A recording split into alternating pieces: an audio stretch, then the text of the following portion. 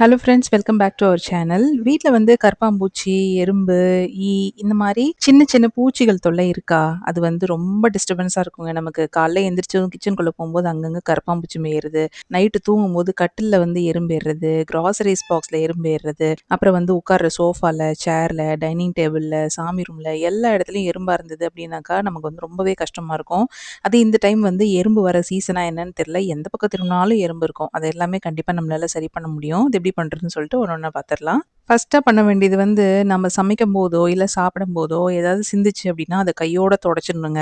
அது அப்புறம் பண்ணலாம் அப்படின்னு பார்த்தோன்னா, சின்னதா ஒரு துணுக்கு ஒரு குட்டியா பிஸ்கட் துண்டு விழுந்தா கூட அதில எறும்பு வந்துரும். அதனால ஃபர்ஸ்ட் வந்து அப்பப்பவே அத கிளீன் பண்ணிரணும். அடுத்த விஷயம் வந்து எறும்பு இதெல்லாம் வர்றதுக்கான வழி ஒண்ணு இருக்கும். ஒண்ணு நம்ம ஒவ்வொரு டோர்லயும் ஒரு என்ட்ரன்ஸ் இருக்கும். அப்புறம் வந்து ஸ்விட்ச் பாக்ஸ் இந்த மாரி எந்தெந்த வழியா வருதோ அது எல்லாமே ஃபர்ஸ்ட்டு நம்ம பிளாக் பண்ணணும். அதனால நம்ம வீட்ல இருக்க எல்லா வாசப்படியிலயும் ஒரு ஒரு லேயர் மாரி போட்டு வச்சிரணும். கடைகள்ல கரப்பான்பூச்சி சாக் பீஸ் கிடைக்குதுங்க. அது எல்லாத்துக்குமே செட் ஆகும். எறும்பு, கரப்பான்பூச்சி எல்லாத்துக்குமே அந்த சாக் பீஸ் வந்து ஒர்க் அவுட் ஆகும். ஸோ அத வாங்கிட்டு வந்து எல்லா வாசப்படியிலயும் இந்த மாரி ஒரு லேயர் மாரி போட்டு வச்சுருங்க. வாசப்படியில மட்டும் இல்ல, நம்ம துணியெல்லாம் வச்சிருக்க கப்போர்டு இந்த மாதிரி எங்கெங்கெல்லாம் நம்ம பெரிய லெவல்ல எறும்பு வந்து உள்ள போகுதோ, அதோட என்ட்ரன்ஸ்லயே பிளாக் பண்ற மாதிரி கண்டிப்பா ஒரு லேயர் வந்து சாக் பீஸ்ல போட்டு வச்சுருங்க. அடுத்தது எறும்பு போற முக்கியமான இடம் வந்து இந்த மாரி ஸ்விட்ச் போர்டுங்க. ஸ்விட்ச் போர்டு உள்ள என்னதான் வச்சிருக்குமோ தெரியல. ஆனா உள்ள இருந்து ஒரு லைன் கட்டும். வெளியில நம்ம ஃபுட்டு எடுத்துட்டு போயிட்டு இதுக்குள்ள போய் வச்சு சாப்பிடுவோம்னு நெனைக்கிறேன். அந்த மாதிரி ஸ்விட்ச் போர்டையும் சுத்தி நம்ம நெறைய கண்டிப்பா சாக் பீஸ் போட்டாகணும். அடுத்தது வந்து நம்ம கிளீனிங் சப்ளைல வினிகர் அப்புறம் வந்து கொஞ்சம் லெமன் பிழிஞ்சு விட்டு,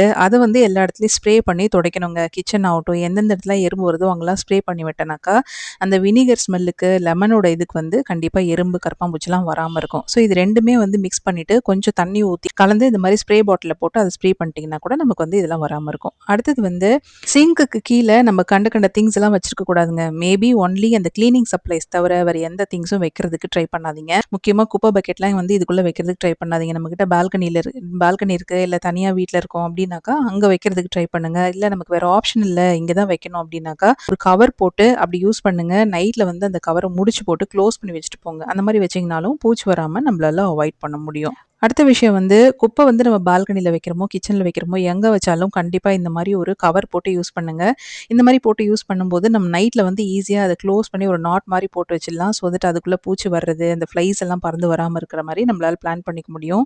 எறும்பும் அவ்வளோ ஈஸியா வந்து அந்த ஸ்மெல்லுக்கு அட்ராக்ட் பண்ணாது. தேவையில்லாம அந்த பழத்தோலு, காய்கறி தூள்லாம் போடுறது மூலியமா ஃப்ளைஸ் எல்லாம் வந்து ஈஸியா அட்ராக்ட் ஆகும். அதெல்லாம் அவாய்ட் பண்றதுக்காக கண்டிப்பா இந்த மாரி ஒரு கருப்பு கலர் கவர் வாங்கி போட்டு யூஸ் பண்ணுங்க. நமக்கு கிளீனிங்குமே ரொம்ப ஈஸியா இருக்கும். அடுத்தது வந்து நம்ம கிச்சன்ல நம்ம கிராசரி ஐட்டம்லாம் நம்ம அடுக்கி வச்சிருப்போம். அந்த இடத்துல பார்த்தீங்கன்னா, ஏதாவது ஒரு பாட்டிலுக்குள்ள இல்ல ஏதாவது ஒரு டப்பாக்குள்ள எறும்பு போயிட்டுருக்கும். அதனால நம்ம கிச்சன் வந்து ஷெல்ஃப்ல ஏதாவது ஒரு மேட்டோ, இல்ல பேப்பரோ போட்டு தான் அதுக்கு மேல தான் இந்த ஐட்டம்ஸ்லாம் நம்ம வச்சிருப்போம். ஸோ அது போடுறதுக்கு முன்னாடியே சாக் பீஸ்ல இந்த மாரி ஒரு லேயர் அப்ளை பண்ணிட்டு, அதுக்கு மேல நம்ம அந்த ஃப்ளோர் மேட்டோ, இல்ல நியூஸ் பேப்பரோ, இல்ல என்னவோ அத நம்ம விரிச்சிட்டோம் அப்டின்னாக்கா, நமக்கு வந்து எறும்பு வந்து வராம இருக்கும். அடுத்தது வந்து கிச்சன் எப்பயுமே நம்ம நைட் எல்லா வேலையும் முடிச்சுட்டு நம்ம போய் தூங்க போறதுக்கு முன்னாடி கிச்சன ஃபுல்லா கிளீன் பண்ணிட்டு, முடிஞ்சா ஒரு வைப் பண்ணி விட்டுட்டு போனீங்கன்னாக்கா, கீழ வந்து இந்த கரப்பான்பூச்சி, எறும்பெல்லாம் வராம இருக்குங்க. ஏன்னா சின்ன சின்ன துகள்கள் விழுந்தா கூட அத தேடி எறும்பெல்லாம் ஈஸியா வந்துரும். நம்ம கண்ணுக்கே தெரியாது கீழ விழுந்திருக்கிறது.